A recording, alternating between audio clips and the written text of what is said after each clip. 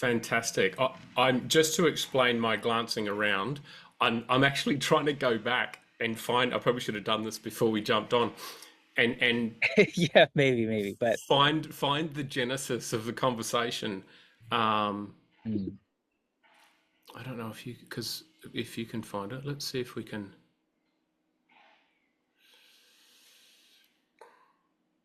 Yeah, I mean in the DM thread, it's there. I can put it in the chat for you if you would like. I think I found it. I think I found the exact post. Yeah, you linked to it in the first message you sent me. Okay, cool. You said when I first asked the question, who's it for? I was sitting in a place of wondering about a more defined place of the type of person.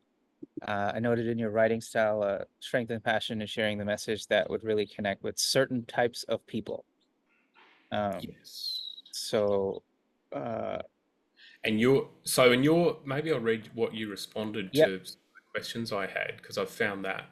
And you said, "Thanks so much. Do you mean curious about it, or do you mean you noticed I'm curious about it?" Well, either way, some thoughts. Overall, my goal is to write these fables for adults as well as children. I'm inspired by books like The Little Prince, which grant profound lessons for kids and then later in life for adults.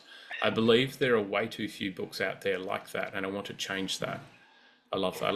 I love hearing the word change. And again, as we've just pushed record and we're in our natural habitats, I don't know if you can hear that rubbish truck going past just to add a beautiful backdrop, but it's I didn't um, actually. it's I was listening to the morning bird over here. oh, great, great. I've got a crow joining in as well. Then he said, if I had to pick between adults and kids as a first target, I'd actually say it's to reach adults.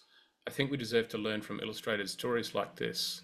And I love that. Pictures and adults maybe aren't always, you Yeah, don't see those together, but the kid lives on, right? The right. child lives on, and the picture, Exactly. I think that's wonderful. Like it's not just from the fluffy non-fiction bestseller stuff that gets forced down our throats, but actually even in doing so. So there, see, there's the passion that what where you're prepared to go there, like not just the fluffy non-fiction bestseller stuff that gets forced down our throats. So there's a lot of passion in that, but actually, even in doing so, I'm choosing both. I think of it as if I could empower the. There it is. I love this quote, little Salman, in me to break free from the societal rules, to experiment, play, and grow, and be a kid again. That would be nice. It took a lot for me to learn these lessons in my own life, so this is my way of sharing it. You might say it's for folks who got stuck the way I did in life, but I do explore broader themes and lessons that are not as specific to my own experience, brackets, similar to my essays, brackets. So it's either lessons I've personally learned or lessons I think are important for us all to learn. Isn't it amazing? Like, even as I'm reading that, I'm stopping and I'm going, like, is that part of what you just wrote there? Because you obviously just sitting down, you're like, I've Yeah, just, yeah. and then I read it back and I go, like, is that part of your marketing collateral? Like, in terms of, maybe it is, maybe it is. I'm not sure. It looks, it's just a dot point in a reply to a It's topic. true.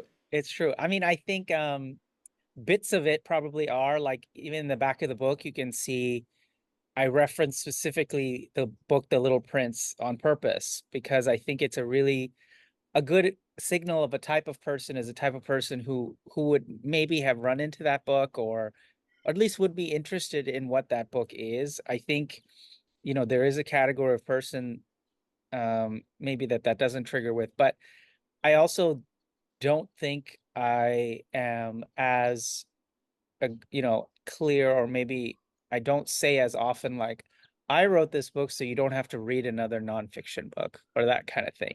Like it's not that I'm against all nonfiction books. I just think there are a lot of really aggressively marketed, templated, formulaic nonfiction books that adults are supposed to read.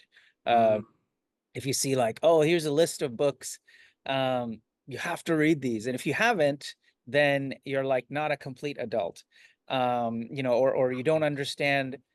Some books and again, they have merit in them, but the way I feel they're propagated in society is problematic. One example, like Atomic Habits, I would say is a good example where it's the number one book. It's huge, and everyone will kind of ask you, "Have you read Atomic Habits? It's a great book, blah blah blah." And it's kind of like a presupposed assumption that yeah, you should be reading books about productivity and getting better at being productive because that's what an adult is for. You know, Wow. and if you instead say, like what I would say is like, I think you should read The Little Prince. I think that's the most important book you should read. And um, my book is, I'm hoping it's another in that category. I would like it to be something like that where I could recommend it with as, similar feeling of like, well, there are stories that you have to read that you could read that may liberate some parts of you. Um, but I think your point about like, you know, there is some sharpness to even the terms that I use, fluffy nonfiction bestseller stuff that gets forced down our throats.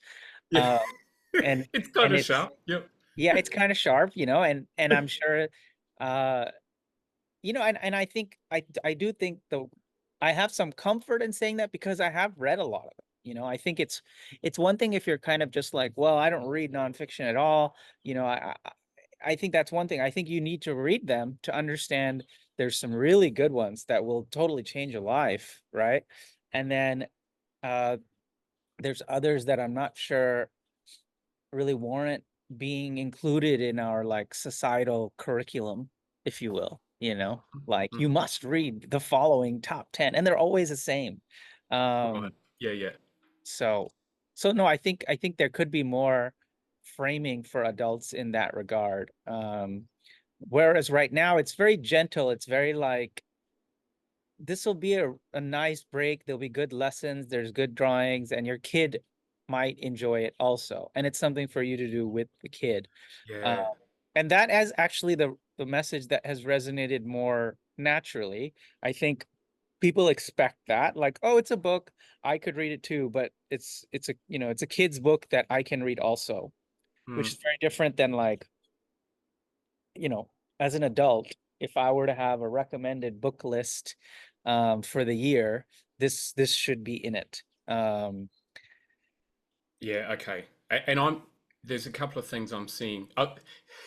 My mind's going in 100 different directions.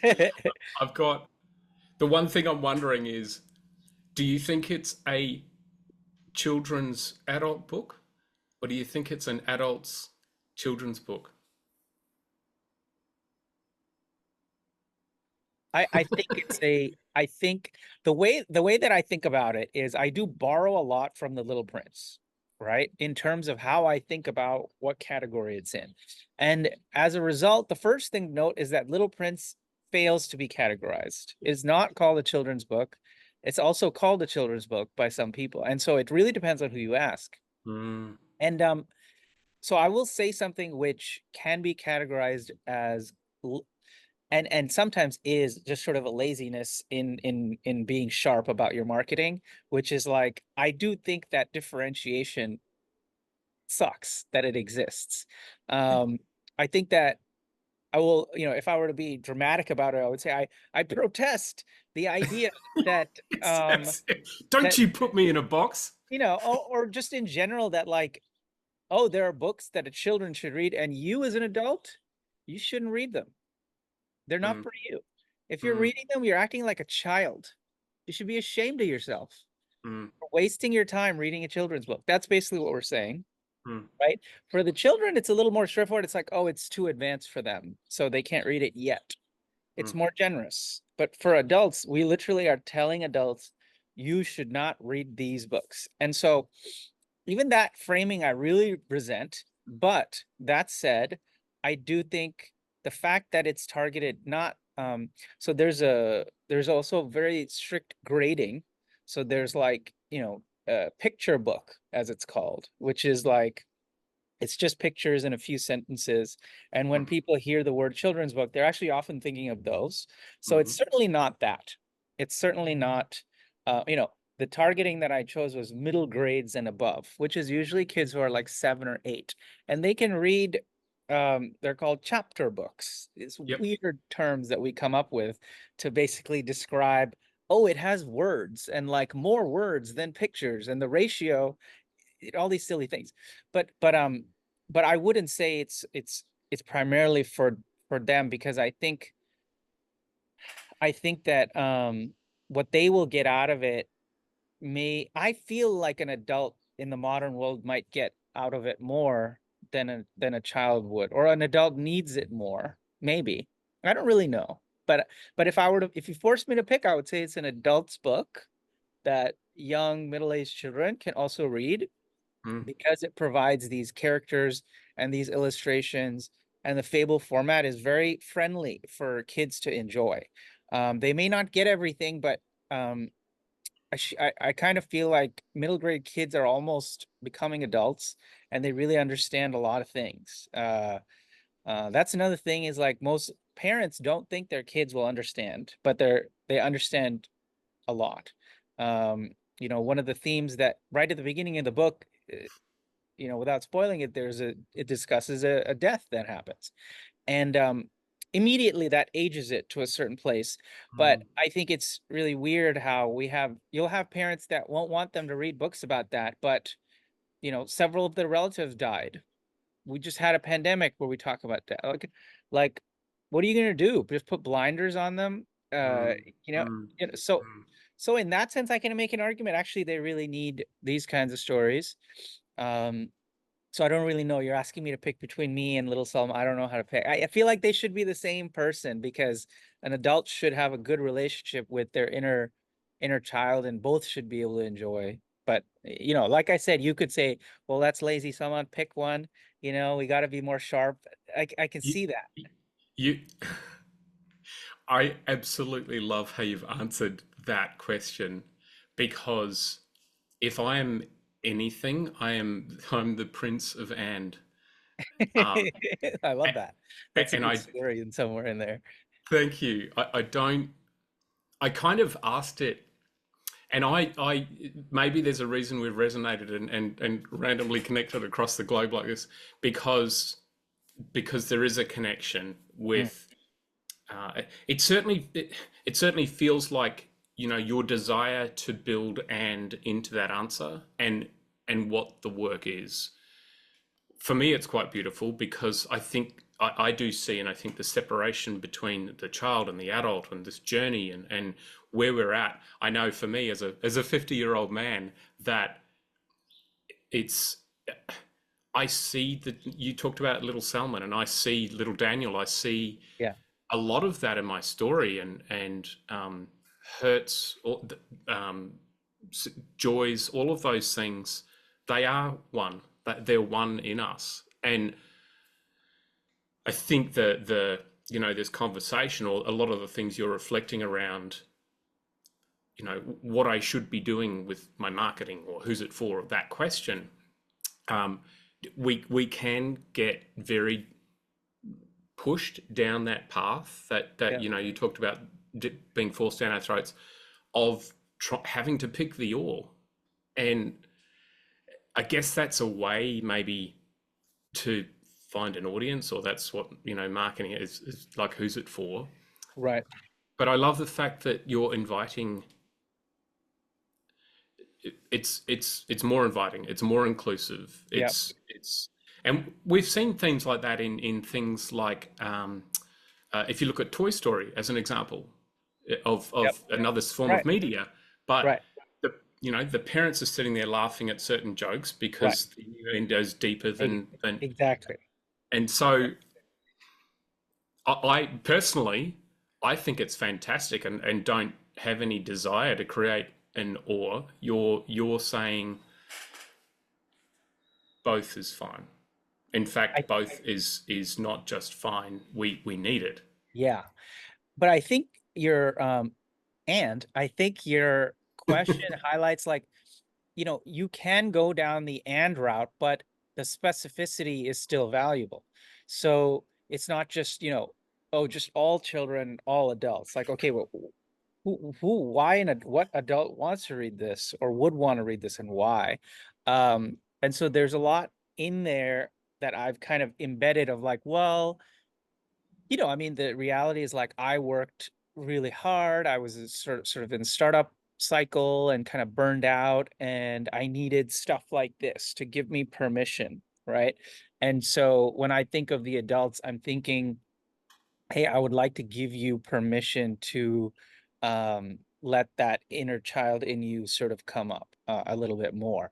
And for children, it's more straightforward, where it's, we have a very old tradition of having stories and fairy tales and things like that that kids read. So that one's a little bit more straightforward. But for adults, I think I would need to make a case, because as I'm talking, it's like I'm acknowledging that adults are told they shouldn't read children's book, and I'm like, you should read this children's book. And so of course they're going to think, why? Or like, why is this one okay? And it's not enough to just say that i'm I'm saying so. Like it's it's like it's for adults, and you're like, This well, is it has pictures in it, and there's like a wolf on the cover and stuff. Like, I don't know, this isn't the kind of stuff I read. So you would have to make a compelling case.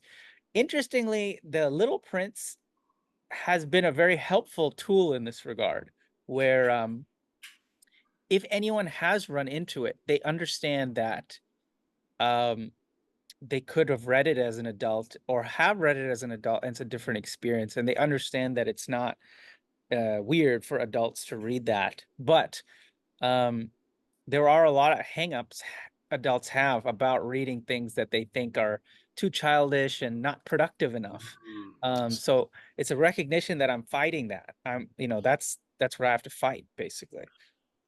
uh, I love where this is going. And I did have a little chuckle before about you just saying, coming out and saying, "Well, I'm just telling you it is." It's like it's like a new version of Simon Says, right? It's Yeah, Salman Says. just So just do it. Exactly.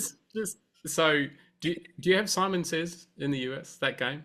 Yeah, we do, we do, we do. Okay. Yeah, I Um, actually have the website Salman Says, and oh, there you go. originally my blog and everything was on there, but Yep. I decided not to pursue that because I felt it was too, people might interpret that as like a commanding thing when I'm not, I was trying to just say like I'm writing these things, but because of Simon Says, Yeah.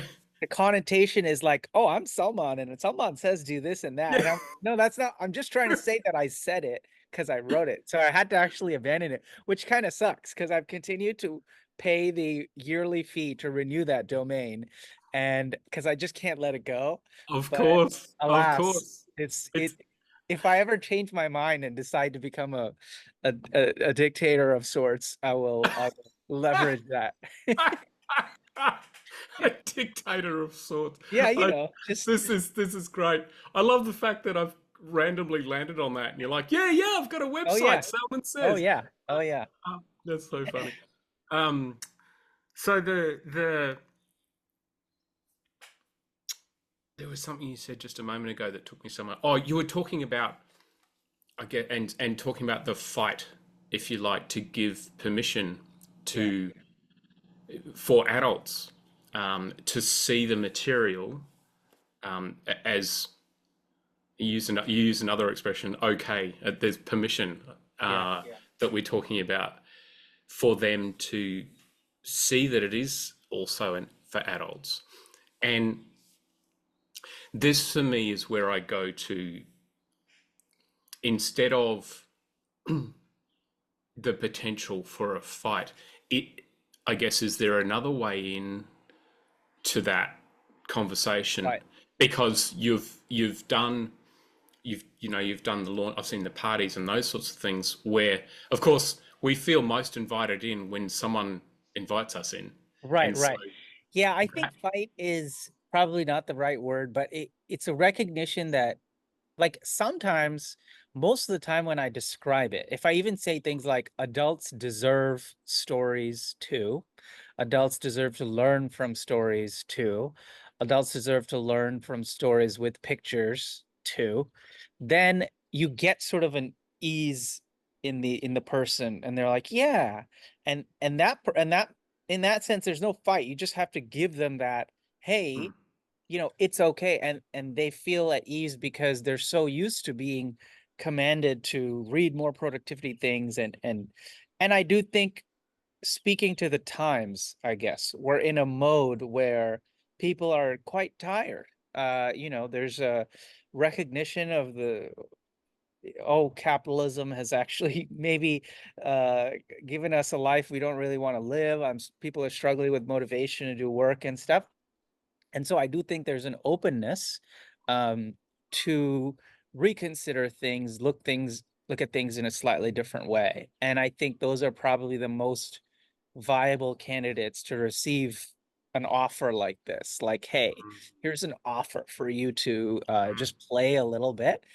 Um, I guess the fight would be if I really wanted to go to those who are kind of where I was, where they're very heads down, and and I would have to convince them to pull off. But I kind of realize, actually, it's I may not even have that. I may not even choose to fight that battle, because I think if I sometimes I think about it, and when I was heads down as a founder, building a company, trying to prove myself, trying to, get the next level for the company, if some guy came over and was like, yeah, I used to do that, what you're doing, but now I have found a connection with my inner child, and I play more, and I have these drawings, see, and it's okay. And I would just kind of be like, all right, dude, I've got shit to do. Like, just, that sounds great, but I'm trying to like really perform here. I'm trying to really, and so they wouldn't. And so I think it goes back to this thought I have, which is true for all books, which is um there's a time and a place, like, you doesn't matter how good that book is. If you don't get it at the right time, it doesn't matter. There's nothing you can say about the book that is going to make it resonate if you are not ready to receive that message at that time. So, there's a choice, or there's an opportunity for me to optimize and help folks who are kind of like, I just need something else. I'm looking for some sort of relief from this never-ending monotony of work and adult life. And here's this other thing. Now, what they find in the stories, it is probably worth recognize. This was the thing I told myself to remember when we have this chat. Um, the story that almost all the adults, if they tell me they have a favorite, it's Horse's Race, which is a story of burnout. And it just it's kind of like, to the point where I actually started realizing, like, I probably have a lot more stories like that, and I could probably write a whole collection about this, because I think fables of work are something people are looking for. Is, how do I understand why are things like this? Did they have to be like this? I everyone I look around is just keep continuing to, yeah, that's a very angry squirrel over there. Everyone I look, it's just continuing to, go with the motions. And is anyone else kind of, weirded out by this situation? And um so yeah, I think that's one angle I think about, is really actually focus on that story, Mm. and use that as sort of like a targeting mechanism. Even I was wondering, maybe I should share that story somehow. Just share that one, openly, and be like, hey, I wrote a fable about burnout. There's a whole book of them, or not a whole book of them, but something like that, that just is very direct, to, if you're an adult and you want something different to help you sort of maybe refresh or rethink. Uh, What I felt most strongly when you were just talking about all that was, to some degree, the permission to escape. yeah, That's yeah, that's what came through when you were saying that yeah, yeah, about, and using the stories about what we're dealing with, and that I think to some degree we all experience that moment, have that feeling of, I've got the right to a day off. I've got the right to stop for a bit. It's that whole, I'm having a crack over here and this is kind of hard. Um, do I get to, do I get the escape, the release valve somewhere? And it certainly feels like a lot of what you've talked about uh, provides that opportunity, and like you said, that you're making that okay. It's invitational. It's not when you were talking before about Atomic Habits as an example, and that type of material, of which I'm similar. I've read a lot of material like that. Um, it all There was a part of it very early when you were talking about it where it also felt like you were not necessarily saying this, but wondering, is there an element of, you're not in the in crowd if Yeah, you haven't read that stuff. It's like you're not totally. in the club. Um, and again, looking for the and, not the or, Yeah. it feels like you're almost trying to make that in crowd bigger. Not that there's another one over here. Come and read my book or this material, um, because it's better. It's just like there are more options Right. than this. That's exactly right. Yeah, Yeah, and it's surprising. Well, it's surprising until it isn't. How many people are sitting around sort of waiting for someone to give them that permission. Another analog to this is, I do a lot of writing, and I continue to do a lot of online writing. So, with a blog and a newsletter and all that, like many of us. And maybe let's call it 4 years ago or somewhere around then, there was this explosion of note-taking tools. The PKM, personal knowledge management, and your Roams and your Obsidians and your and there was this, Evernote. yeah, Evernote, and the list goes on, and there was this kind of, it was kind of just assumed, of course you need to do that, otherwise you're really just you're not very good, you're not very high level, you're just sort of loosey goosey. I can't, are you not taking your Kindle highlights and automatically appending them into your note-taking system, and then having a separate atomic evergreen notes, and then publishing them out, and so on and so forth, right? And it became this sort of monster that just kept feeding itself. And um and I did use those tools for a bit, and I kind of also just realized, like, a lot of times the things that I write that are most interesting are just something I'm feeling that week, and I just kind of want to sit down and write about that thing, and all these notes and connections are not very relevant or important, because the energy I'm feeling now is more important than these connections. But I hesitated to, like, say anything like, um I don't think you should do that. But what I eventually realized was, like, hey, um I just FYI, I don't do any of it. I just don't have, it's a lot of work, and I just like writing without a lot of that structure.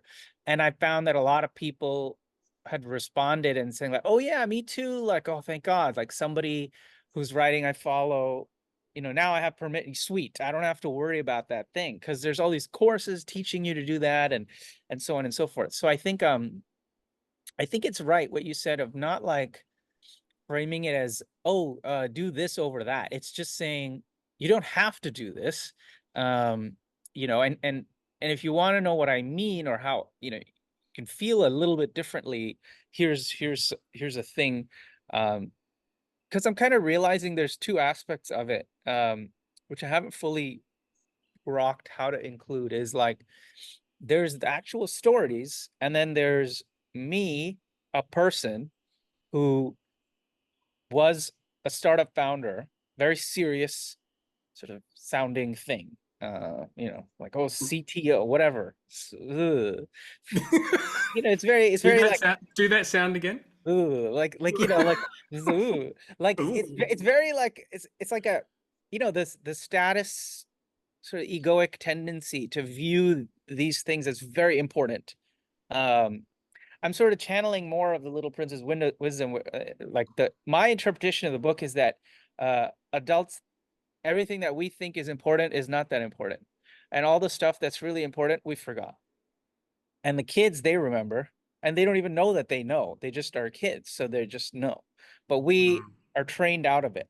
So anyway, there is a permission in, like, hey, that guy used to do that stuff, which is very serious and important. And now he draws funny looking animals. Um, what's up with that? How did that happen? Like, what's his deal? Is he, Mm, there must be something in it. And so I've recognized that, like, because I wrote in the past this article, Polymath Playbook, which kind of resonated a lot. And I think the reason it resonated was because people saw my personal story of, oh, I do these other things as well. And so what I haven't done as much now is link the book and the marketing of the book to this story and the permission that it brings. It's not just like you have permission to read this book because there's stories in it that will tell you how to um, release yourself a little bit. It's also just like, hey, maybe you want to write your own little stories or do something playful, like learn from my story also. Give yourself permission, because I gave myself permission. mm, And if you see something in this book that you respect or like, then you should know, like, it's possible to leave what you think is the only way, which is, we got to work hard and do well in our jobs and get the promotions and all that. Anyway, that's just me thinking out loud, but mm, there, because I write about some of that stuff in the newsletter, but I haven't really done it in the book. And you're helping me see that I need to link them more, because I think even my newsletter subscribers, they see them as sort of these separate things. It's like, oh, he writes about self-awareness and about creativity and all that. And then also there's these fables. It's just this like other thing that he does. And so I need to not need, well, there's an opportunity to be like, no, they're the same. You know, they're connected. I appreciate you saying what I'm helping you do. I get the sense that I'm profoundly curious, and you're largely helping yourself. I think you're discovering these answers just by this beautiful stream of consciousness Yeah. that you're able to engage with. Probably because you're sitting outside near crazy squirrels. Um, but so I it for me again. I what I felt when you were telling the story about where I was and now where I am, and that's an and. These are all building blocks. Like I always struggle with the casting aside of the building blocks and the steps that Right. still allowed me to get to where I am, and Right. making it bad, or That's it's right. No, that's and really I feel like when you were sharing that story, part of me was going, yeah, okay, I I believe in that. Not in terms of you telling the truth, but I believe in that progression, that you've done this and now you're here. And if anything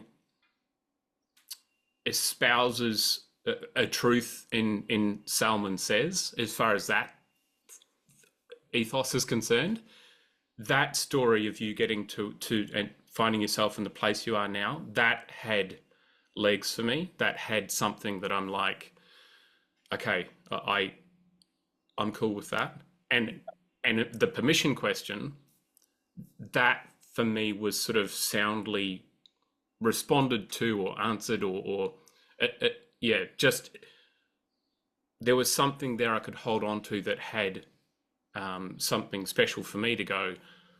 I love that, and I'm one person, of course, yeah. but I get the feeling. I get the feeling there is a resounding universal human truth in what you've shared there, because of what I know in it for myself. And I even think people who, and I've done a lot of, I guess, work in that area myself, but I get the feeling that even the guy you were describing before, who was you before you're Yeah. you now, um, would kind of go, "Ah, I reckon there's something in that. Yeah, Uh, maybe. Yeah.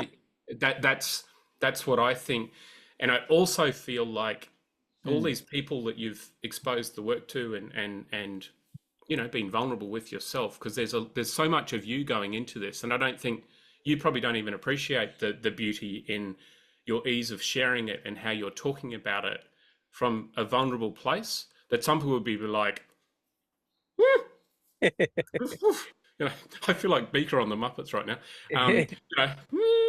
That sort of feeling of, can I say that? And it's just, it just comes out of you. And Yeah. that, even more than the thesis, is, it's connecting for me. And I believe I speak for a lot of people in saying it would be connecting for others. And maybe you've already had that response to the launch stuff or some of the things you've shared.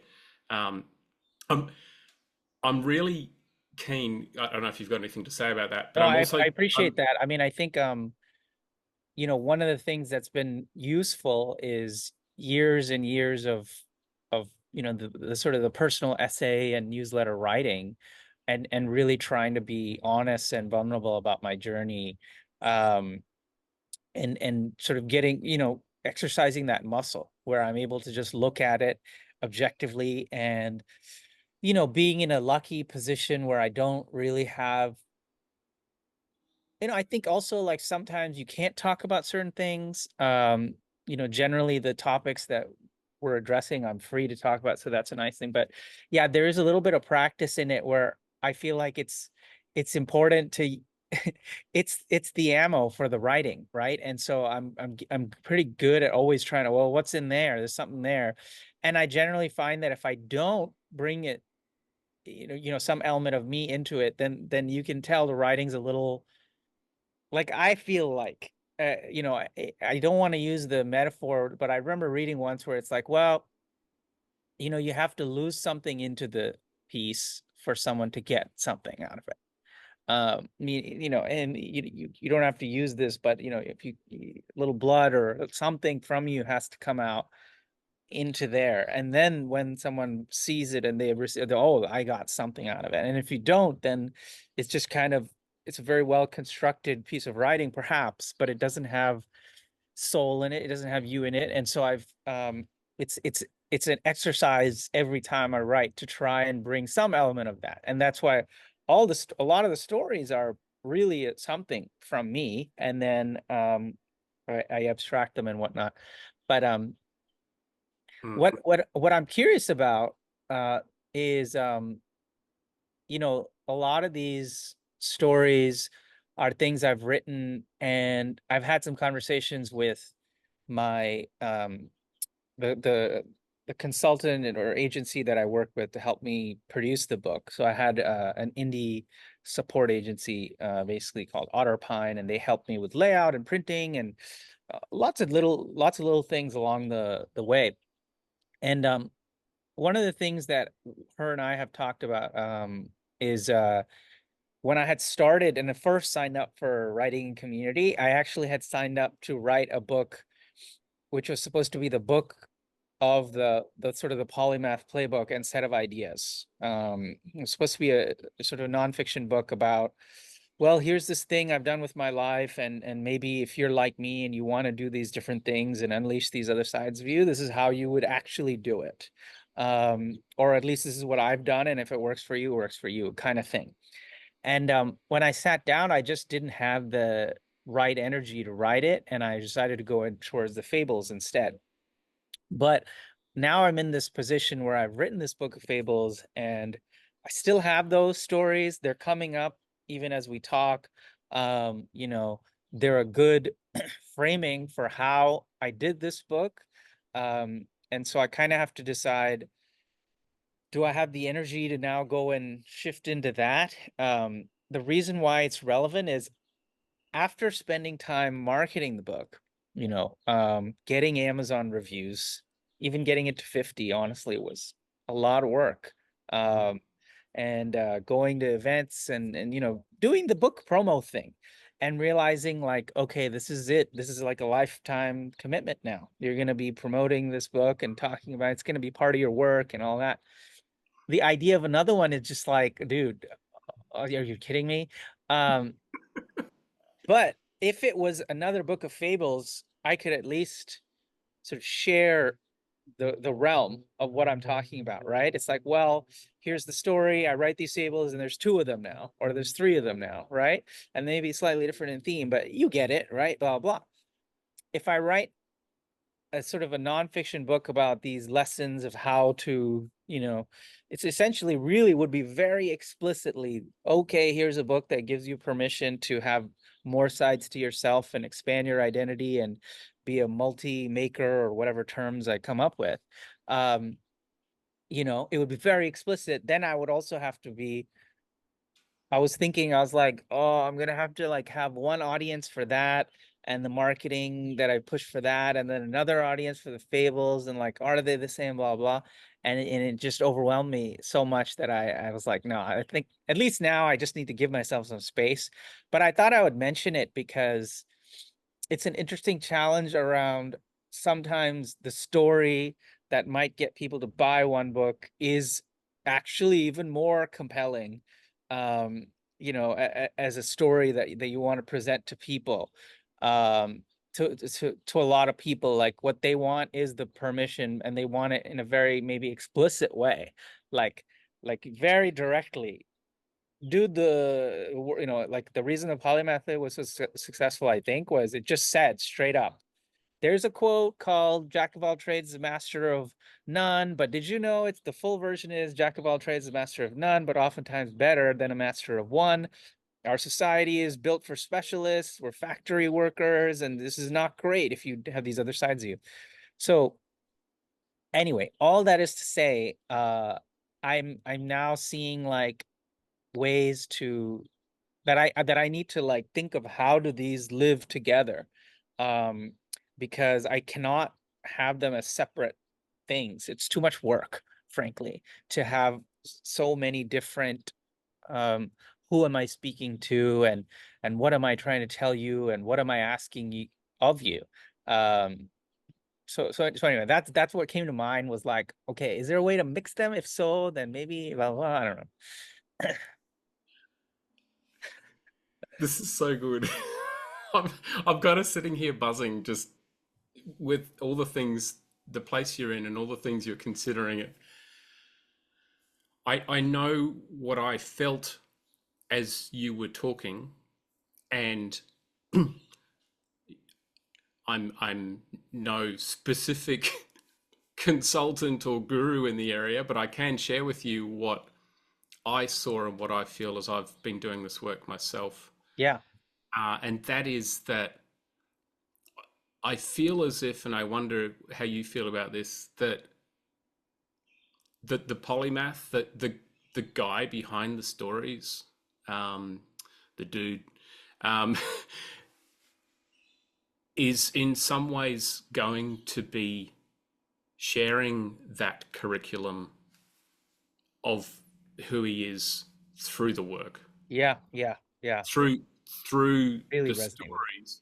And I Yeah, feel as if you, for me, you almost answered your own question really, really early before you said all the other stuff of where your energy lay. yeah, You said that very early on, um, and it's what I see in you, and this is a way, I guess, a thesis or my own views on on us as people, on spirituality, energy, all of that. That it's very clear to me something is coming through you. yeah, You know, we use the expression "my work" all the time, and it is your work, but it's also you're speaking, from what I've seen, universal truths that whatever word you want to put in there, universe, God, whatever, is is putting through you and asking you to say yes to. yeah, It's that invitation, uh, and there's just it's you said we're talking, and these stories, there's more coming up as you're yeah, talking, yeah, which on the note taking paradigm before was probably really hard not to go, hang on a sec, I just yeah, yeah, and, and so for me, trusting in that, and also trusting that that's going to continue, because you clearly have a heart of openness around that, um, and that energy, it's just like, dude, it's coming. It's And so that, for me, as a clue or an answer, is that energy and where you see it versus Yeah. marketing Salmon and doing all that stuff. You Yeah. know, it's not quite like that. But and I, as a parallel to that, I think we often see creators, writers, people like that. People have done on writing books like Stephen King did, Yeah. but he did a whole massive Yeah. body of work before he did that. Before that, yes. And Yes. and so I think we're also used to, as time progresses and your work continues to blossom and flourish, the popularity, the globalization of these wonderful fables that you're writing, as that happens, that um, it might be an interview, it might be, Yeah. you go on podcasts, whatever, Talks. that Yeah. Yeah. the curriculum of Salmon, we're going to see and witness that through that, Yeah. not necessarily specifically sitting down and writing the material on it. Yeah. Yeah. Oh, I And resonate with that so much. I mean, it was actually my sincere hope was I feel like the best lessons are from actions. You see someone do the thing, and it means so much more than if they're sitting and telling you go and do these things, blah blah. And I think you're right that speaking about it can be the channel. Speaking about the book and how it came about in those opportunities can be the channel that I still get some of these ideas out. So it's really good framing, and I really appreciate that. And it's very, very helpful. And I'm also seeing a timer I, that says in 18 seconds this will end. So I don't actually know whether the meeting will end or the recording will, but I oh, wanted, really? Can I you mean, extend it? I've got I, more time. I I had more questions. what I can do is I'll just send you another link or what have you, and we'll just do another recording and I'll stitch Okay, them. Um, cool. I'm oh, so pleased this is oh, recorded. no, we're good. Okay, the timer ended, but I The don't know Y what the Y2K bug doesn't it exist. We're all doesn't good. exist. Okay, we're all good. We're all good. But I just want to say like I felt like a relief hearing you say that because that's my sincere hope. And the way that I would like to ideally really do this work is, as you said, I mean, these stories, there's so many, it's ridiculous. There's probably like 60, 70 little mini drafts of them. And the work is just turning them in and just letting them out. And if anything, not letting too many of them out too quickly to overwhelm the world. But I would much rather do that. It just feels so natural to just keep doing that. And then, like you said, um, but at the same time, I really like now and can see an opportunity to, it's like, okay, so there's still that part of me that wants to tell this story of me of, hey, you can live life this way. So I have to recognize that and somehow that wants to come out, right? Um, and so then I That's can so clear. it's That's right. so clear. It's just like, no, listen, like I was, and it, honestly, a lot of it's from pain, just, just like guys, it was really bad. And I just, if you have that, just know, like, it doesn't have to be like that. Like, I promise, I just listen for a sec. Um, and so I read something, a quote from a podcast interview that Elliot Pepper did. Elliot Pepper is this author. He's written a bunch of sci-fi, kind of like climate sci-fi, or I think is what climate fiction, I guess you would call it. Anyway, what he said was really useful, and I just I'm trying to think of it and process it. He's basically he's written a bunch of books. So there was some question about how do you market the books, right? And he's like, "Oh, I don't talk about the books. What I do is I go on podcasts and I try to have interesting conversations. And then if people find what I have to say interesting or useful, they'll just naturally look up my work and then they will find some interest in it." And so I was like, "Oh yeah." Like it can be that simple. Let's just like be a person and then tell your stories and be useful for the things that you're showing up for. Like if you're on that podcast, it's not, oh, here's a podcast about my book. That's kind of, I don't know. It's, I'm not gonna say it's boring, but it's Yeah. clear on the surface label, like, okay, so you're just gonna tell us about your book. All right, fine. Versus you're on the podcast to talk about something that you're really passionate about and that they're really passionate about. And then people come away, they're like, wow, that guy has some interesting perspective. What else has he done? And then if I set up the invitation correctly, which is now I'm trying to come away with like, what's my specific, I do have this tendency, what's my actual action item? What am I actually going to do differently if I walk away after this for me? And one of them is uh, if I, if someone did see something that I did, and then they go into my site and they're like, what's up with this guy? What has he done? It's already got the blurb of, okay, this guy used to do startups, now he does a bunch of things. There's something there. But what I want to do is take that message of, hey, are you an adult who's like feeling really like trapped by this and this and that, and you're looking to escape or permission or something like that? Or like, hey, that was me, and then and this book kind of came out from that.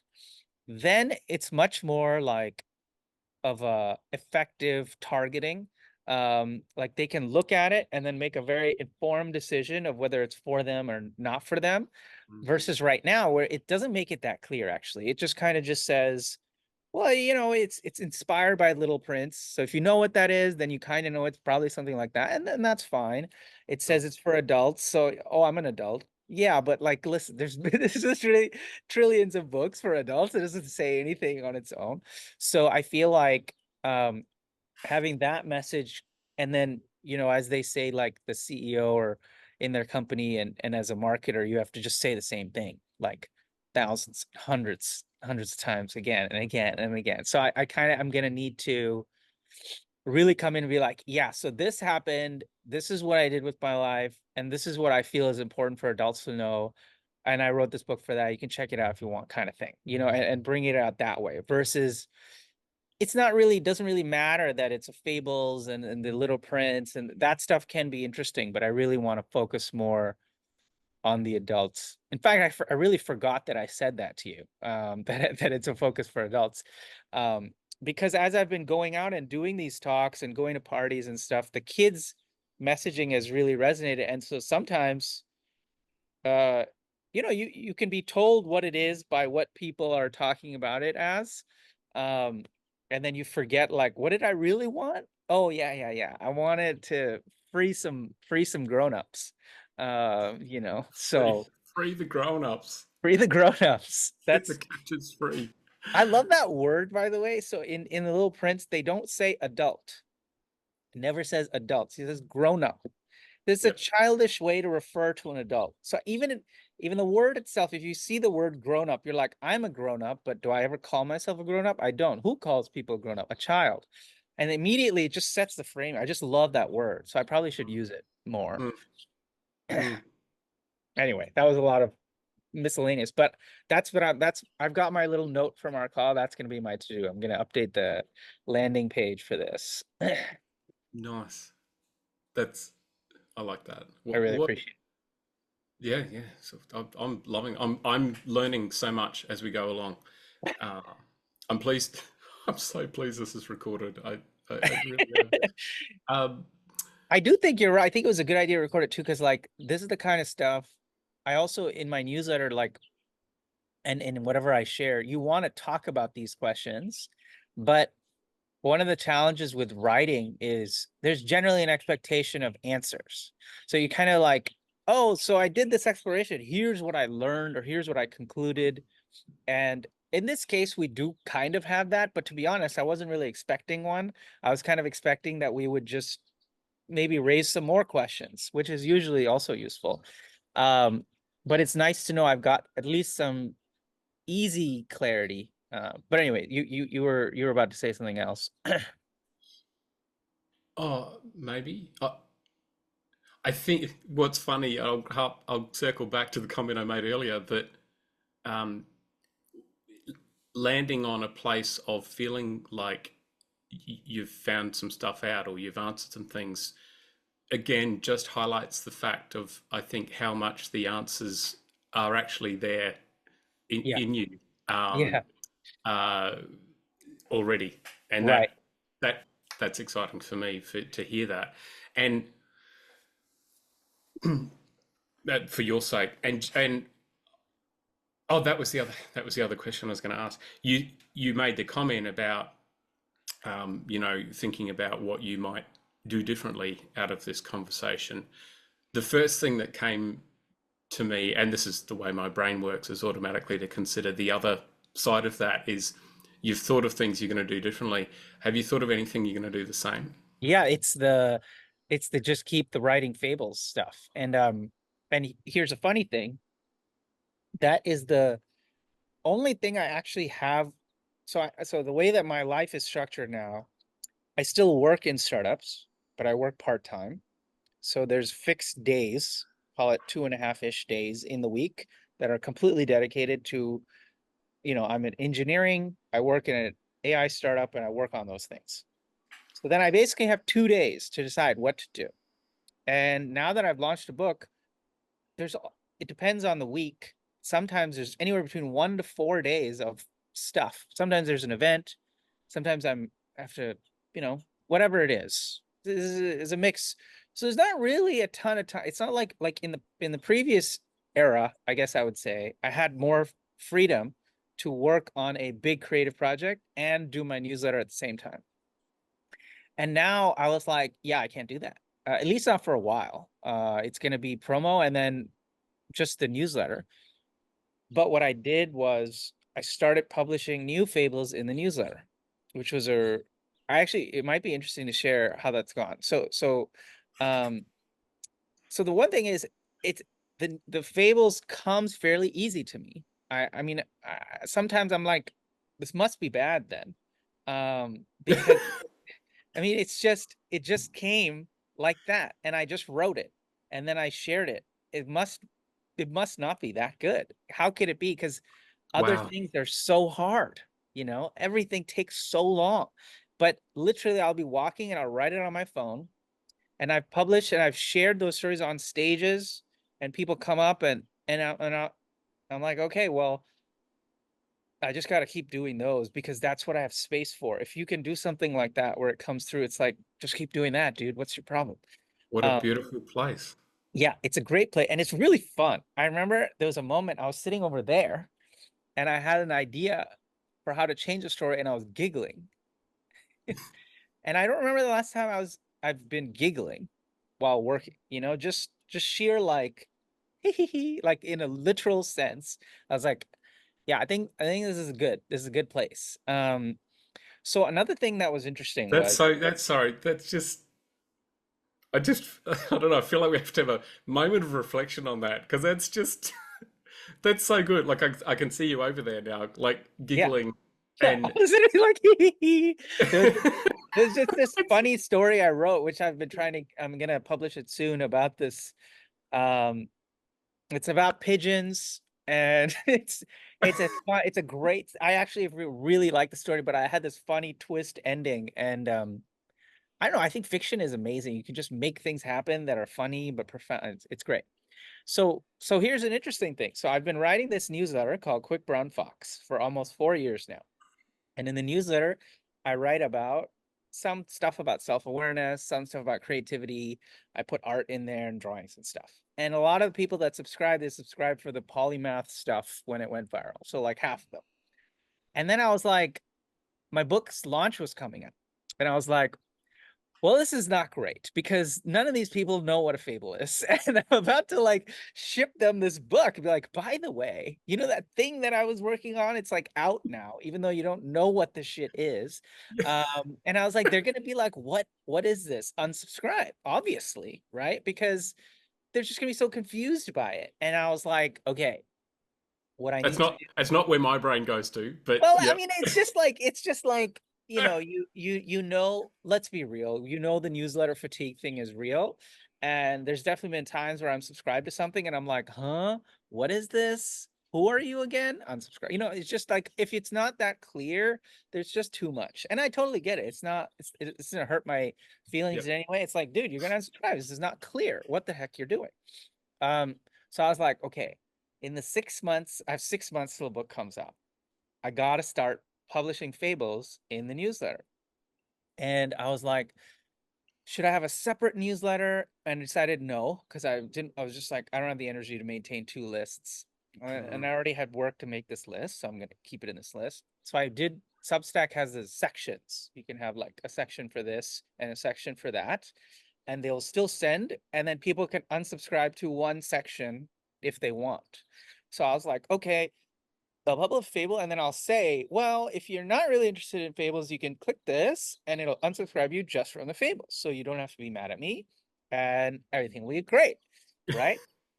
And so then I started publishing fables. My expectation was, okay, I have a set open rate. And every time you send an email, like some people unsubscribe. It's just a normal, like, some percentage of people will always unsubscribe every time you send an email. That's just sort of how it works. And I expected the number for the fables to be pretty high, because they're just like, what is this? What's the deal? A strange thing has occurred. So no one ever unsubscribes when they get a fable, and they continue to unsubscribe from the other stuff. So even though they don't know what it is, they technically didn't even sign up for it, technically, but they have no opposition to it. They just are like, I think it helps that it's quite short. The ones that I write are much shorter than the ones in the book. They're usually like 500 words or so. And there's a little drawing and there's a lesson.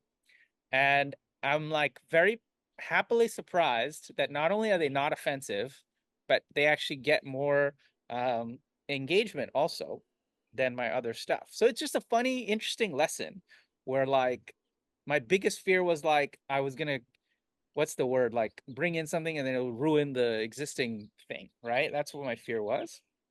And so anyways, I've been continuing to publish them, and now I publish more of those than the other thing, the regular newsletters. And the book just was very natural. Um, but the last thing I'll say is, when I publish a newsletter, and the marketers who watch this, including you, will be disappointed in me when I say this. But like, I did publish a couple of newsletters where I was like, I published a book. I worked on it for 2 years. Here's the book, right? People unsubscribed a significant amount from that. Even though I was like, but I'm telling you that I spent like 3 years on it. You don't have to buy it, but it's not going to offend you. People don't like, I have concluded, people don't want to just be like told that this thing is out. They want some story for it or some kind of like wrapper or what have you. So I learned it's better even to just keep writing the fables, and then at the bottom of the fable I say, if you like this fable, I've got a book. And then they go and buy it from that. And I've stopped just talking about the book as as like a just, hey, I wrote a book, you should buy the book, blah blah. And so now I can, now I realize like what I need to do is like tell the story. Hey, I used to have a lot of trouble finding blah blah, and then I had permission, and that's what this book came, by the way. As a by the way, rather than a the just look at this thing that I made that you can buy now, and they're just like, dude, okay, give me a reason Yes. though, give me a story or Yes. something. I I know human nature. I know myself, and there's a potential this has had an impact here. If if I feel like I'm in a place consuming material or doing something with someone, and then I feel like that this is permission marketing, then I feel like the nature and the context of that relationship or connection was kind of used Yeah, yeah, for something else. yeah, I'm like, no, that wasn't the nature of why right, I'm here. yeah, And so I'll make that comment quickly. I um, I want to quickly go back to before, because you threw it out there and then we didn't go there. You said with the you're telling the story about the newsletter, and then you started doing the fables, Yeah. and people, people didn't unsubscribe. Like that was where you started, and then Yeah. you said, so there was a lesson in that, but you didn't cover what the lesson was. It Yeah, is what do you think was the lesson in that? that's a good question. Thank you. So the first the first lesson was that I think I would say there's a few. So the first one, which was surface level, I would say, is people. I in retrospect, I should have known this, but I used to also include a lot of random things. Like when I was making animations, I would just make these small animations. It would be like a worm going in a circle. There'd be no purpose to it. And I would just send it in the newsletter, be like, hey, look at this worm. It's pretty cool, right? And again, at that time, I was afraid they would unsubscribe for that, but they also liked it. And I realized, like, oh, the more I show random stuff, the more they'll be like expecting me to do different things. And so the thing I was afraid of, which was doing something different, would discourage, make them want to unsubscribe. That wasn't the right expectation. What I should have, yeah, so that's number one. Or at least in general, people don't mind you doing different things if they like the different thing. So they must have at least not disliked it enough to unsubscribe, but there's something there. They do like it. And a thing about a fable is they're fairly universal. So if you see something in that story or not, you might see one in the next one. And so they feel like, all right, well, let's see what you're doing with this. And another thing that's worth noting is the other lesson I was like, um, telling people that I write fables by telling them I wrote a book and then linking to the book is not a great way to tell them that I write fables. Showing them a fable is a great way to tell them that I write fables. Just show me the sauce. Like just show it. I don't, what is it? Show, don't tell, type of thing. Yeah, yeah, So that's probably number two. Um, what else did I learn from that? I think, oh, I guess the third one is, I don't know why, but I do think, even though you've mentioned that I can speak to and share kind of my thought process, and there's some sort of openness in sort of how I think about these things, there's still some things where I'll like hesitate to like take the action um until I've spoken to someone and they kind of just reflect back that, like, yeah, that makes sense. And in this case, I had these fables sitting around for like 2 years. And I mean, outside of the book, I already had a bunch of, and I just was too afraid to start putting them in the newsletter because I was worried about this. And my friend was like, why don't you just do one? And I was like, yeah, it's probably a good idea. And I was like, yeah, I guess I could just do one and see. And then I just did one and saw. it's like And mind and it, blown. you know, it's silly. It makes you feel kind of silly after the fact, but I would have learned probably more, and I would have let that. I thought of it as like, oh, finally, I just turned the tap on, and now there's a place for them to go, and they'll just keep going. And that's mostly what I need the newsletter for. Like, even if no one, well, I will be. I mean, I like having readers and stuff, but I think the greater value of it is a force function for you to actually edit the story from loose idea into something that is decent in the practice. Just like get them out, and then I will put them into books. So the that was kind of an aside, I guess, but the lesson there was like, if you have an idea of something that you want to try like that, you're probably overthinking it. If you're someone like me, you're probably just like overthinking the consequences, and it's good to just do one and see, then do two and see, and so on and so forth. Because people just, they're not thinking about it. It's not that deep, bro, as they would say. bro, bro, bruh, as my Bruh, boys would say to me. bruh. Um, What I notice that's coming out the most strongly in the lessons of the lack of the unsubscribe is how much resonance there is. Like you said, these things have been sitting there for 2 years. That, I thought about it a lot. For me, you are considering at a base level, you're considering the sanctity of that relationship Yeah. with those people, which which I actually believe, and you might even say, I don't think I necessarily wrote to that, or maybe you did, um, unknowingly, but for me, there's an element, even through written communication, Hmm. where the essence of that, and kind of, and I didn't see what you wrote or that moment that it happened, but most likely a part of you that you'd like, this is something I've handled with care. This is something I've treated with care.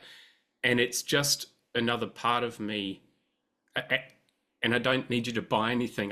I just want to share this with you. I Yeah. just want to, your heart was kind. I, I've, Yes. Oh, I I've got appreciate something. I want, uh, I think this will not even give you value like I'm trying to teach you something, right? But I want to give this to you. that. Yeah. Here it is. Yeah. Um, which can be using the other example of, like you say, like selling a book or whatever, that can feel like, okay, you potentially now you're sort of trying to get something from me. Right. um and so versus, and this is funny the way human nature work, the human sciences work, of you sharing those fables, and you've got this book that just appears on your site somewhere, it's not even, but we'll find our way there and get it, Right. versus you trying to sell it to us. Right.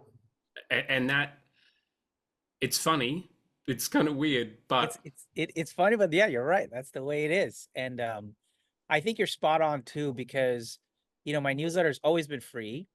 And I've never tried to sell anything. In fact, that was the first thing that had something you could actually buy. It was the first one. And I kind of thought, well, I mean, if you've been reading my stuff for a few years, and it was free, you might just buy this as a way of saying, okay, well, this guy, but it still doesn't really necessarily work that way. It kind of does for some people, but I've also had an optional what do you call it? Like patron thing where you could sort of, it's sort of like a almost like a Patreon type thing where if you want, you can. You're not going to get anything different except some signed books for some of the people that did the yearly thing. yes. And there were some people that did that, but I do remember hearing from people who were like, yeah, you just share stuff and you're not trying to sell us stuff. And that's why I've been very, like, I actually had a lot of folks reach out for like collabs and sort of like, where there's a course and, they want to, some of the lessons I'm giving are related to that. And we could do like, and I just was really, I always ended up saying no because I just felt like the spirit of the newsletter was just me writing stuff that I wanted to share for free. And I think you're right that the more subtle it is, sometimes the more effective it is, where it's just like a footnote, almost of like, well, if you really like it, you're gonna dig somewhere. And the only thing we have to do is make it so that when they dig, you clearly explain if it's what they're looking for as clearly as possible. Um, This gets really intricate, and I'm sort of excited we've landed here. And it's funny, there's a whole other topic we still haven't touched on that I've been thinking about right even back since I asked the question that I yeah, must get to. But um, I think the key thing, because I'm not, the a clear point I have to make is, I'm not necessarily saying that the ability to introduce the book or to offer the book shouldn't be done. yeah, yeah, I'm yeah. saying the context and the nature of the relationship you had built with Right. the audience, Yeah. um, was, you just said it. I'm just sharing stuff. I'm offering you free stuff. This is something I want to put into the world. Um, that's not to say, because if we look at Seth as an example, he'll still sometimes promote Yeah, and promote his books or and other that's works right. through his Yeah, blog. Um, of course, he's an artist in this area, so how he does it is fantastic. yeah, And so, there could be that approach of saying, look, I've actually, as just a sample or example of wording, I've actually been working on doing this. I've finally made the leap and I've put this into a book. If you do want to support that work, I'd love it. It's over here, and that's different to potentially selling it, or yeah. It's how, subtle. how we word that Yeah, and supporting my work. And I've actually experienced this recently from a guy and the way he did it. And he's probably even a little more forceful and just upfront and direct. Which again, we get to say how we show up in the world. right. Jonathan Haidt is his name, and he's a social psychologist. He's doing a lot of work in the area of digital devices and the impact on our teens, on our young people, Mm, and mental health. yeah, It's really, really important work. And his whole thing on Substack is it's quite direct, and he's like, you can get a free subscription. I'd appreciate it if you got the paid one. It allows me to keep doing this work, and it's right, important. right. It pays a team, blah blah blah. So there's 101 different ways, of course, to approach that. But the valuable thing, the valuable thing you did, which for me is the lesson I feel when you use the comment, the lesson was you honored the sanctity of the relationship in how you tried to do it. And even if you might have messed up the word, whatever you did with the wording, I feel like the holding of that is mostly what most people would feel. Yeah, Um, I think you're totally right. And I think the other thing it's worth noting is like, well, my newsletter, it's not huge, huge. It's in the like 2,000 subscribers. So when you see a few unsubscribes, like you can inflate that number, and then I think we're probably in like I'm in over analysis territory for like what I'm really looking at. Because at the end of the day, the first one I did was very clear about it was very much in the line of what you were saying. And a lot of people clicked and bought, and it's because they were waiting for it, and that's the goal. yeah, Um, I did a second one, which was like, oh, well, here's how the launch went and stuff like that. And, some people understand and some people have not. So I probably need to also separate the lessons where there's some people who are um, interested in learning more about the process. And there's others who are like, well, I know your book is out, but like, what else is going on? I don't really want to follow every detail. So I probably did fine on that first one, but then the second one is the one that kind of told me like, okay, it can be a part of the newsletter because newsletters are kind of like updates.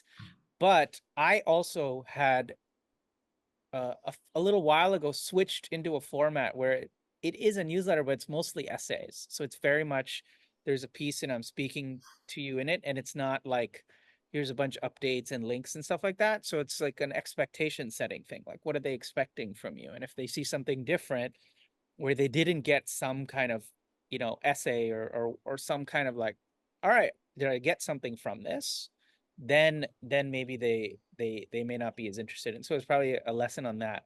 But yeah, I've and I, become I more. would just a point of clarity.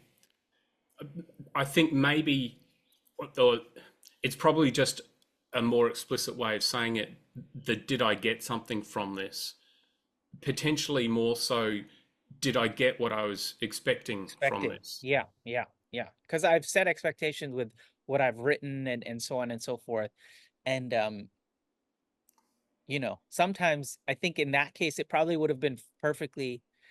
Yeah, now I'm really reflecting. We're talking about like a few versus no unsubscribes, and now I remember sometimes you just look at the stats and you start coming up with all these theories when it's like someone was just unsubscribing from a bunch of things, and you have to be careful not to over-index and overanalyze. Sure.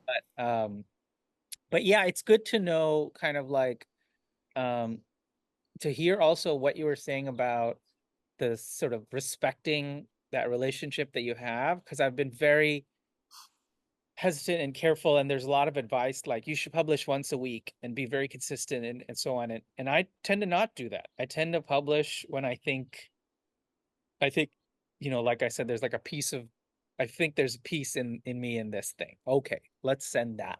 Um, Mm, and but it's been very freeing, and I feel excited to just keep doing more of the same. And I think actually, funny, we talk about permission. Sometimes I seek that permission and just reflection of like, hey, here's a bunch of things that I was thinking about. What do you think? And people, and sometimes you just need someone to be like, yeah, that makes sense. And like, that's it, like you don't actually need necessarily that much. I think this is one of those cases, um, I recognized I was finding it difficult to just continue doing the same thing.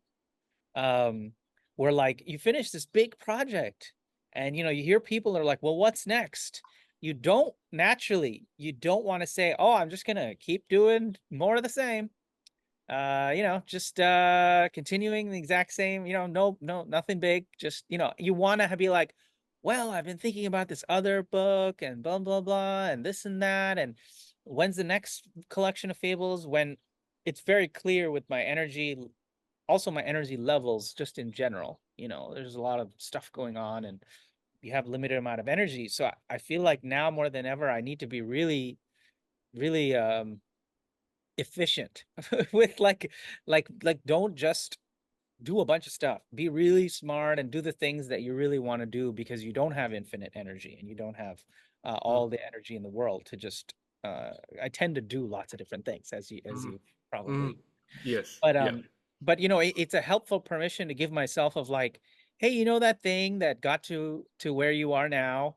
Um, yeah, just that. Just just keep doing that.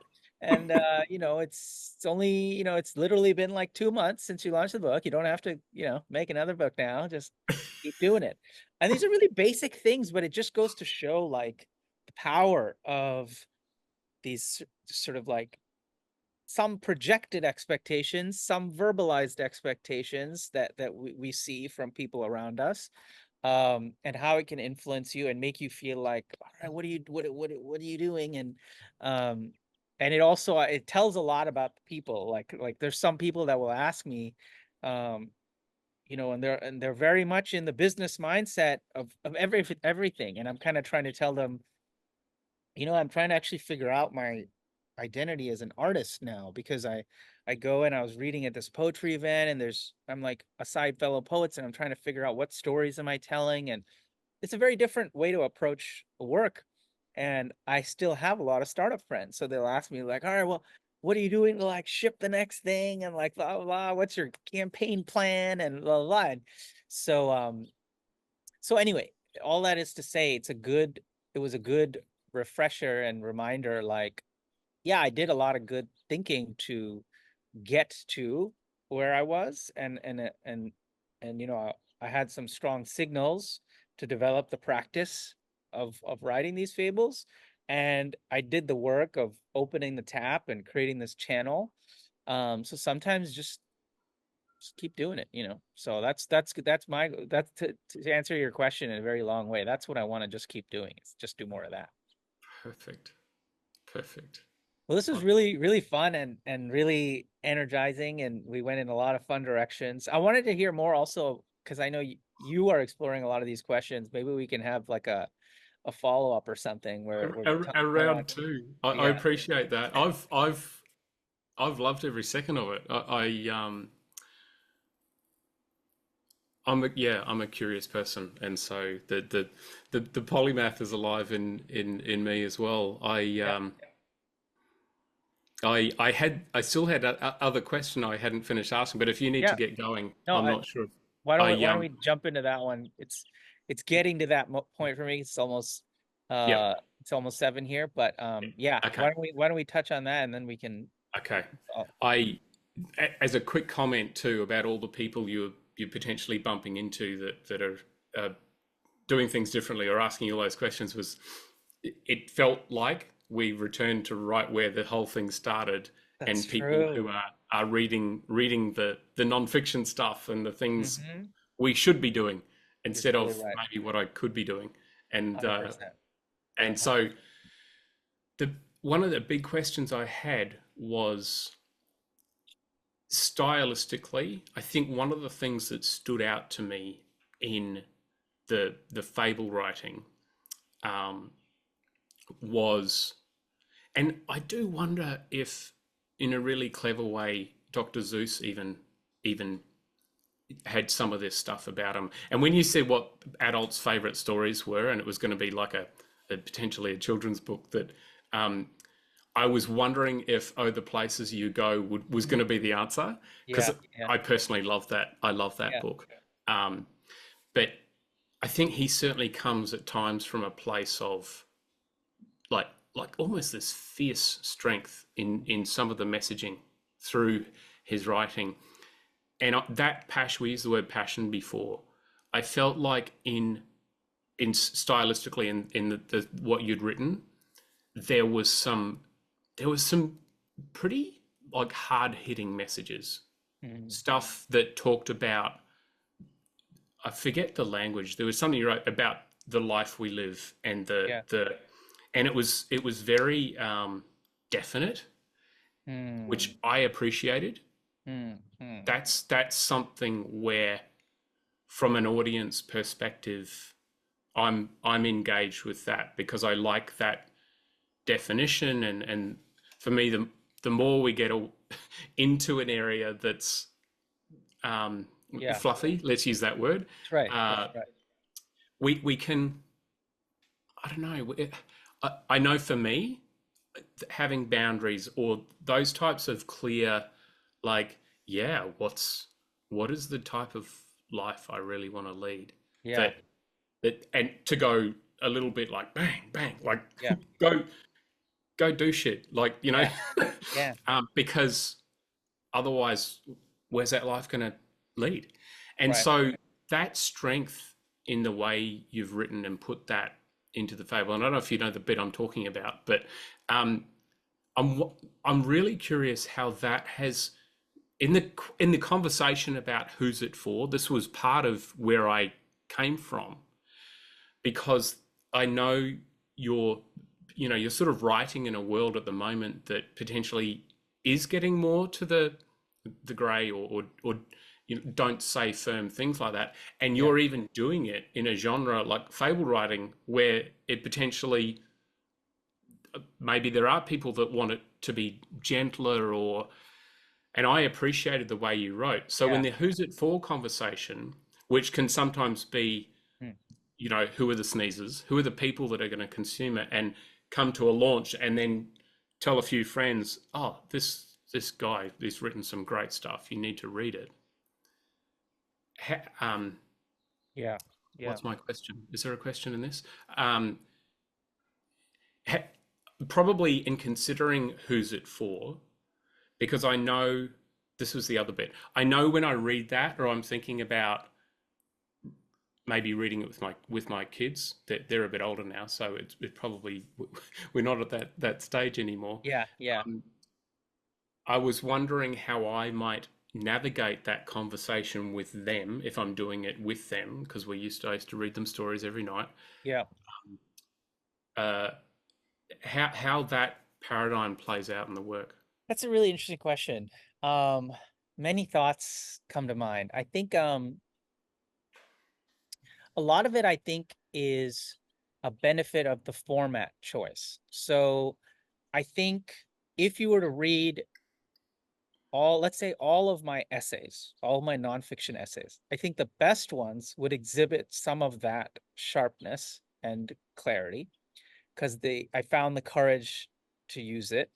I think a lot of them may have, you know, in an attempt to be more safe or be a little bit more gentle, ended up saying sort of not as much. And I think that that happens a lot with writing, where it's very difficult if you're speaking explicitly to be like, this is the thing and that is not, right?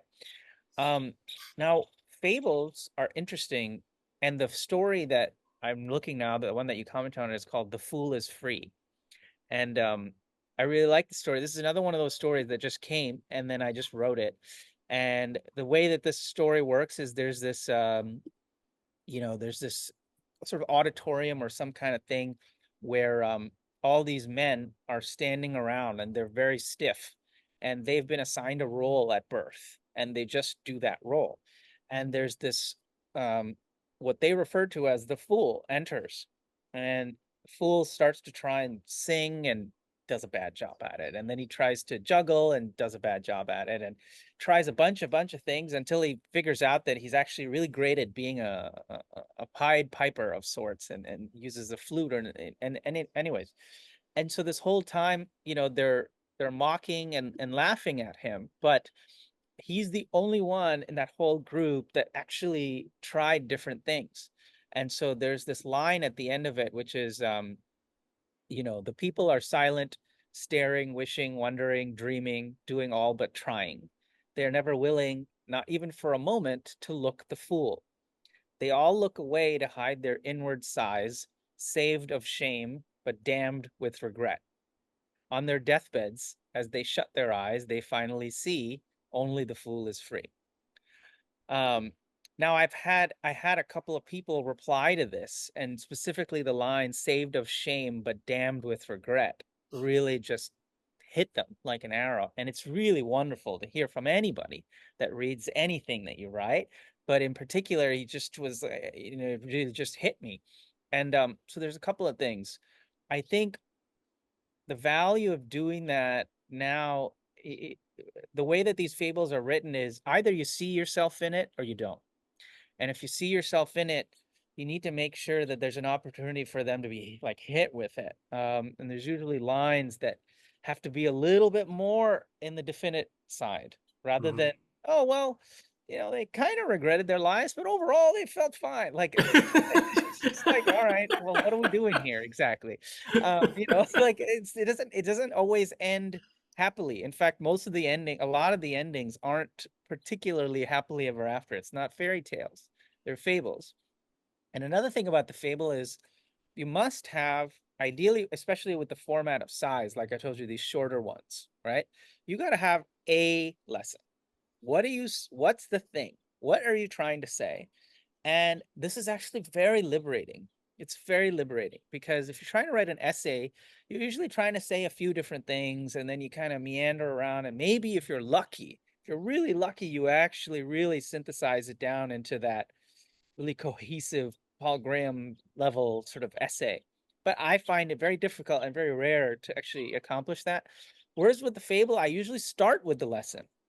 I usually just think, man, like my biggest fear was just like I didn't want to try stuff. God, that was so stupid. Well, it's not stupid. Actually, society's really mean and they judge you and stuff. So there's good reason to feel that way. Well, and so I just think of that, and then I think of a specific moment where everybody is laughing at this person, but then they end up having this realization like, oh shit. Like kind of like what you were saying of like maybe even a past me would be like, Hmm, maybe there's something in that. Like, I don't like it, but I feel something. And so most of the time it's a drawing or a feeling or a scene, a specific tiny thing. And then the story is just built around that, like background, like painting the mountains behind the scene. So I find that that makes it quite easy to do that because I'm very clear. No, it's gotta say this. Don't go there. Don't be always, no, you gotta really make sure and by the end of this, they should feel that not trying will make them regret it on their deathbeds. Like it's you got to feel it. Um, and so I have to give a lot of, um, I guess, acknowledgement to the format. I think the format. Um, Another thing that sometimes my inner critic tells me this, but I have learned to like laugh at it and be like, whatever, dude. Um, he'll be like, you know, if you really had the guts, you would write this and say it as Salman, but you don't. So you wrote the story about some animals instead to abstract it. And I'll be like, whatever, I don't care. It's like, all right, whatever you want to say, dude. You come up with all kinds of shit. Like this guy's always comes up with stories. And I'm like, well, there's a couple of things here. One, a lot of times I will think I'm telling a story, and then someone will respond and be like, I'm so glad you wrote the story about this and this. And I'm like, yes, of course, that's what it was about. Like, yes, that's definitely what it was That's about. it. I went to a retreat center for three Totally. weeks to come up with that curriculum, and you Right. found it. I'm so pleased. And it made me realize that the abstraction is like a suit. Anybody can put it on, and then it's different. It's different for every person. And that's really beautiful. I really like that. I really like, especially when people ask me things like, well, I thought it was this. Is that what it is? And I'm like, it is whatever you saw. Whatever you saw is what it Mm, is. mm. Um, and that's really nice. And it also sort of the last thing I'll say of it is actually all communication is like this. Even if I'm being really explicit and I say, I am saying this and this and this, someone will read that. What happens? They interpret it as something else completely different, right? So actually, as humans, we don't have the ability to really say something and then have that person get direct one-to-one exactly what I'm saying and feeling in this mind and heart and soul, you are getting. Nope, that's not how it works in our world. There's always interpretation, bias. People see and hear based on their own experiences, right? So to assume that you could do that exactly one-to-one anyway is folly, right? Like it's a form of delusion. So I look at it as like, yeah, I'm still doing what we do. It's just I give you even more abstraction than before because maybe you'll be more receptive to me saying, Daniel, you will be damned with regret versus, there's that fool over there who did the stuff and a couple of the people on the sideline. Not you, just some guy on the side. Well, actually, it was a fox, really. A silly, just a turtle. Who's just coincident. I don't know. He's over there. It's not you. It's not you. And I find that people are much more. They do that. It gives them that seed, and then they can reflect on it. And if it hits, then, then you know, it connects, and then they can come back and say, "Oh, it reflected me." Whereas if I had phrased it as because actually a lot of writing does that, and I think it kind of has a double-edged sword. Like if you say you are too lazy and you're procrastinating, here's how to do it, that kind of writing. Like some people really like that. I do that. I've done that sometimes, but I must say I feel lucky to have found this format because it lets me philosophize, which is a you know I grew up Muslim, but I read and embrace a lot of ideas from Buddhism and Taoism and Sufism, and I kind of see like, okay, here's all these things that people have said about how to survive this hellscape called being alive. You know, how do you it's just so hard being alive. So much, all these things are trying to make you sad. It's just, oh God, it's so much work. And there's all these great little advices of how to do that. But if I were to say, well, there's something in the Quran that says this, then immediately you're like, well, I don't listen to that stuff because, some group of people, or Sufism, if you're literally, if you're a Muslim, like, oh, Sufism is like all mystical with weirdos, or if you're, someone who's maybe atheist and you talk about Buddhist ideas, well, oh, you're a hippie weirdos, and so I feel like it actually gets rid of the labels, and even they don't even have names. There's no one named Michael, there's no one named Salman in it. So it's absolutely can be you. And I think all those contribute to make me feel safe enough to go really deep. Because then someone's like, oh, I can't believe, why are you saying that people should? I'm like, I don't know what you're talking about, dude. It was the turtle. The turtle Yeah. did it. Like he was running from the elephant. What do you want from me? I don't know what you're talking about. I get complete. And so it can be, it's more fun that way. And I appreciate you noticing that because it has been a practice. I think if you looked at some of my early stories, like the first story I wrote, it was very gentle and kind of, went about and danced around it a little bit. And then over time, I'm like, let's make it as short as possible. Let's get them in, let's do it, and let's get them out. And I think that's also what makes it good for a newsletter format in a modern era of low attention spans and so on and so forth, if they can see most of it on the phone screen and only have to scroll once to finish it, you're in good shape if you can tell a story in that time. Um, so yeah, Magic. It's yeah, the generosity and the kindness behind presenting the material the way you are, with, as a fable, with a turtle or a fox or a echidna. You know, it's um, the abstractness of the messenger, and now the lack of my need to process and filter who's telling me this, because we do this. yeah, And this is not necessarily a bad thing. In fact, we do it for our own safety. The you know, we've made like judgment a bad word, for example, right, and right, judging things or people in a context is a bad thing. Okay, let's put that out there. But right. we also judge situations and judge things. Is it safe for me? Should I be doing this? Should I? We are assessing things all the time, but judgment is one of those words. There's a lot of words like this that have been a speaker or someone has gone, it's evil. You know, every judge, don't judge things. Don't Right. judge, you know, and yeah, we shouldn't judge people or, but that's very contextual. We're always processing when we hear a message from someone from somewhere. Yeah. What's the source? Yep. Yep. And Yeah. It then colors we the make message.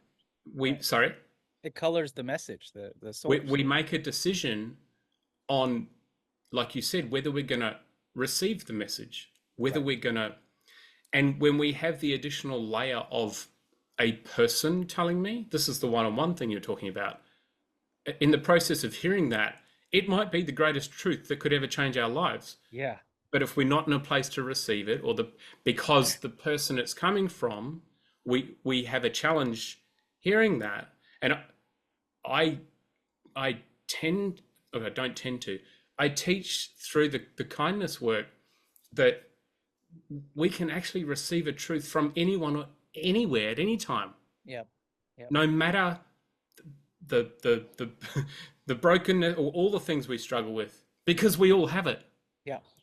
There's, you know, Universal. so the thing I love the most about what you said is not that construct itself, but the fact that you have intentionally chosen to take that path, because it helps the message, it helps the story be as um, acceptable, makes it sound the wrong way, but No, it's likely to be yeah, as received. Yeah. able to be received as That's right. possible. Yeah. Yeah. Um, and it's interesting in that there's the other piece is in the who's it for conversation, and the fact that, of course, your most powerful way of the who's it for or getting the message out will be people coming in contact with it and telling someone, Right. is all the things you just said, and how this the strength in the messaging and that style you're choosing, or that's you, how they navigate that, and then have a conversation with someone else to sort of maybe explain what you just did, but in their way. Yeah. Yeah.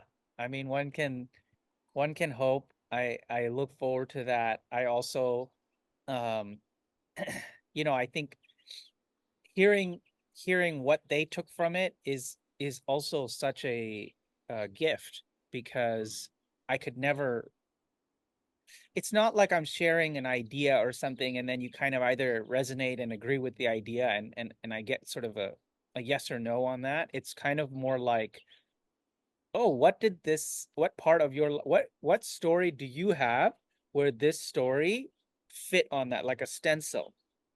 And it's like, and then I get to learn what that story is, and then it's kind of interesting because I slowly start to have like this view of, okay, this story, this stencil has all these different ones that it maps onto. That's kind of interesting. Well, Mm, what's the maybe there's something even deeper within it that I can dive more into. Um, and of course, it also says about me, like the stories just come, but obviously it says something, right? Like about me and so on. So yeah, mm, I appreciate that.